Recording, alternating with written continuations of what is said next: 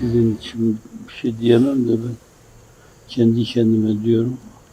Azıcık ihlas bulunsaydı bende kim bilir nerelere giderdi bu iş. Bura bile öyle yani. İhlasa teveccühün eseridir yani burası. 7-8 tane kulübe vardı. Abdullah hocalar buradayken alalım bizi inziva yapalım falan dedik. Ve onlarda kaldık, ben de kaldım yani. Şimdi bu.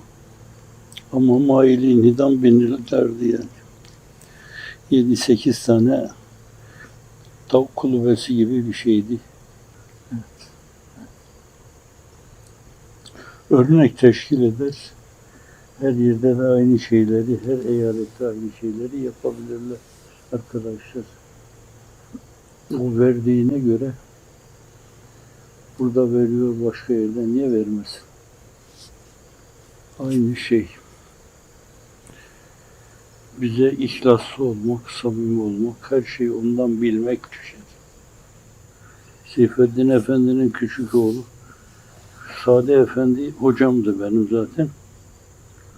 Evet, sonradan onun yakınlığı, sıcaklığı her şeyi aşmıştı yani. Evet. Mehmet Bey'le gittik. Bursa'da bir kazada vaizdi. Ben hani çocukluğumda bir yaramazlık da yapmış olabilirim. Dedim bak içeri gireceğiz şimdi. Sert davranırsa sen sakın yani şey yapma, büyütme gözünde bunu. Evet, bana niye geldin sen falan diyebilir. Yok aslında öyle dediğine de şahit olmadım yani. Ben askerdim Erzurum'da.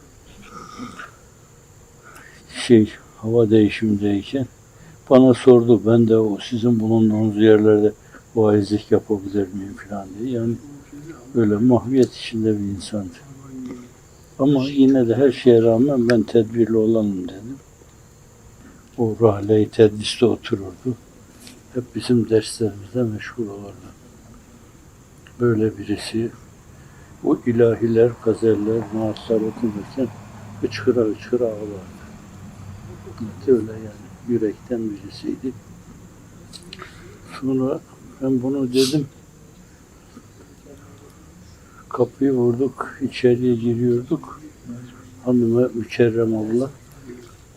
Annesi onun valideyle bizim kardeş olmuşlar da teyze çocukları falan diyorduk biz kendimize. Dedi ki Fethullah Hoca geldi dedi. Hemen o sigarasını söndürdü. O bir odadaydı. Diğer odaya geldi. Oturdu. Konuştuk konuşma esnasından dedi böyle. Evet. O günlerde de böyle hizmette açılımlar yeni yani. Yani Azerbaycan'a gitmişiz. Veya işte sizin gittiğiniz yere gitmişiz. Bu türlü şeyleri çok büyük görüyor. Bu Cenab-ı Hakk'ın işi dedi böyle efendim. Bazı kimseleri tecdit hareketiyle şereflendiriyor. Şu an dedi ben kastediyorum. Sonra dışarıya çıktığımızda Mehmet Efendi'ye dedim kemalatını gördüm. Ben onun hakkında ne düşünüyorum? Yani bize hitap edecek. O benim hocam aynı zamanda. Bizim hakkımızda ne düşünüyor? Filan. Evet. Böyle yani mübarek bir aileydi. Aklıma gelen şey yani benim üstadımızın yaptığı gibi, sizin hizmette yaptığınız gibi hayatı bütün birimleri böyle açılma yolları gösterme filan. Acaba şartlar mı müsait değildi? Ona böyle müritlere münhasır böyle kalma filan. Öyle olmuştu. Sadece şimdi. Salih Efendi'yi size gördünüz yani. Kemalatı. Biz onu bir kanepede oturtamazdık yani. Gelir. Biz orada böyle sedirlerde oturuyoruz. O yerde oturur. Bağdaş kurar yerde otururdu. Yani bu sadece bana karşı bir gösteriş olarak değil. cenazesine ben de İstanbul'daydı. Şeye gittik, Erzurum'a. Oraya gömüldü. Fakirullah Efendi oğlu o da yakın tarihte. Efendim 1 sene 2 sene oldu galiba öleli. Fakirullah Efendi o da alimdi. Vaizlik müftülük imtihanında da beraberdik onunla. Evet. Ben namazı siz kıldırın dedim. Babasının hayır dedi. Babam bizden daha çok sana değer verirdi falan dedi. Yani böyle bir mahviyet içinde bir insandı. Bizim hoca gibi yani. Ben kendimde hiçbir zaman öyle bir şey görmedim. Kadem bastın. Evet, böyle kendisini ziyarete gideceğimi duydum Erzurum'da. Bir iki arkadaşı çektiydi onu zannediyorum. Girdik içeride küçük bir oda, orada bir gazelhanlardan birisini getirmiş. Bir daire de var elinde. Def yani. Def orada. Ben hemen kapıyı tıklattım da o başladı. Kadem bastın gönül tahtına sultanım sefa geldin. Al var imamını. Onu söyledi, ben öyle karşıladım. Salih Efendi. Kemalat. Necip Fazıl öyle bize karşı yani. Hiç kimse işi yapamazdı, sindiremezdi de fakat hizmete karşı çok yakınlığı vardı. Cenab-ı Hak bir de beni bu hizmetle inkisara uğratmasın der. Öyle bir şey. Bütün bunlar hepsi Cenab-ı Hakk'ın tevcihinden, onların da teveccühünden ibaret. Valide de dine hizmetten başka hiçbir mülazası yoktu. Vazifesi değildi onun ama dedemin hanında bütün köyün çocuklarına Kur'an'ı öğretti. Vazifesi değildi yani. Babam da imam değildi o zaman. Alvar'a gittik, orada da çocuklara Kur'an'ı öğretti. Öyle. Ben de 4 yaşında onun Rahle-i Hadis'inde Kur'an'ı hatmettim. Düğünün oluyor dediler, yemek yediriyorlar. Bütün köy halkına bal, kaymak filan. Bana da dediler, senin düğünün oluyor. Ya böyle bana ayıp şeyi nasıl nispet ederler diye hıçkıra hıçkıra ağladım. Öyle bir hayat yaşa ki olsun mevtin sana hande, aleme matem.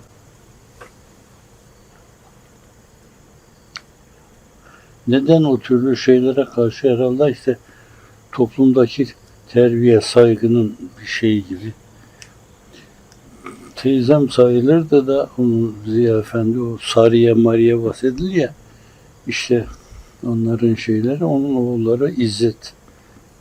Bizden yaşlıydı belki. 10-15 yaş yaşlıydı bizden. Bana ya o ya öbür abisi bana bacanak derdi. Hanın odasında bunu bana söyleyince ağlaya ağlaya eve giderim yani. Bana böyle çok ayıp bir şey söylediler. Evet. O avcılar kampında böyle bir ağaç vardı. Ağaca yaslanır bazen. Sohbet ederdim. Toptan ders okuduğumuz yer vardı. Abdullah Hoca bilir. Sonra grup insanlar olduğu yerlerde bunlar her birisi bir gruba gider, şey yaparlardı. Onlardan bir tanesi de öyle hususi mahiyette sohbetti. O biraz üstadımızdan yani mülhem bir şey vardı. Efendim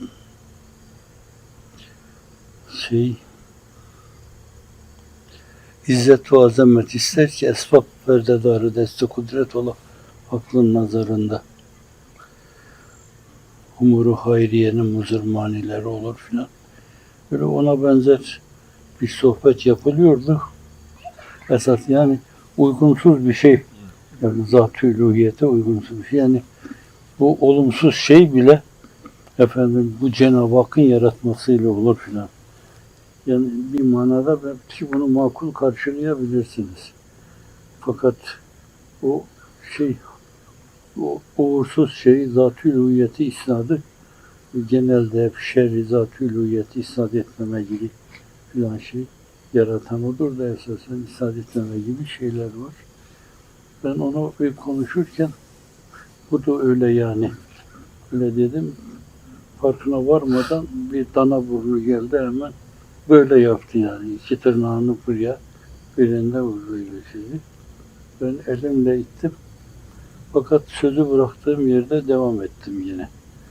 Dedim ki işte bunlar bile filan olur. Bir daha hız geldi hemen. Yine tuttu burada terledim. İki büklüm oldum böyle. Çok küçük şeyler bile gördüm ki gözden kaçmıyor yani. Evet, bizim her şeye dikkat etmemiz lazım. Zat-ı uluhiyet bahis mevzu olunca 50 türlü temkinle davranmak lazım. Avcılar. Zevkli günlerimiz geçti. Bu kadar muhteşem bir şey değildi yani böyle bu ağaçlar, bu dağ, o dere, o tepe, bu şey yani. Çadırlar, birkaç tane çadır suyun kenarında ırmak geçiyordu.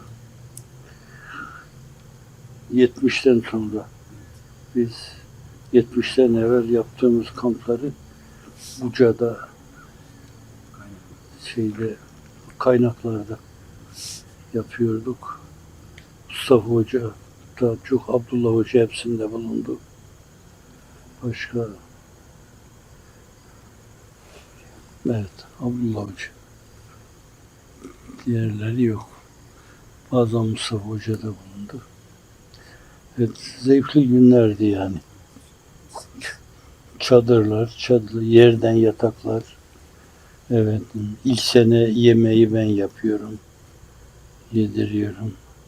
Sütlaç yapıyorum.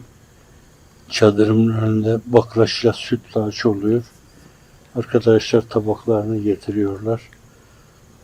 Kepçeyle tabaklarına koyuyorum. İşte bir halib sallallahu aleyhi habib. Sütü için Resulullah sallallahu aleyhi ve sellem okuyun. Böyle zevkli günler. İşte o kadarcık bir kampı Müslümanlığın geleceği adına çok önemli bir açılım gibi görüyoruz. Fakat ileriye matuf endişelerimiz de mahfuzdu yani. Yine Abdullah Hoca bilir de biz bir gün bu adamlar işe vaziyet ederlerse, derdest eder, bizi içeri atarlar, döverler, tartaklarlar. Gece kaldırır bunları, yat kalk, dikenli tarlalarda filan. Hep bütün bunlardan geçtik yani. Ama Cenab-ı Hak o darbeden sonra içeriye girdik, çıktık. 5-6 yerde kamp yapma imkanı bahşetti. Ve bizim hizmetimizde belki Müslümanlığa ait hizmetlerde böyle bir kamp hizmeti bilinmiyordu yani. Fakat sonra modern şekilde şimdilerde yapılmaya başladı.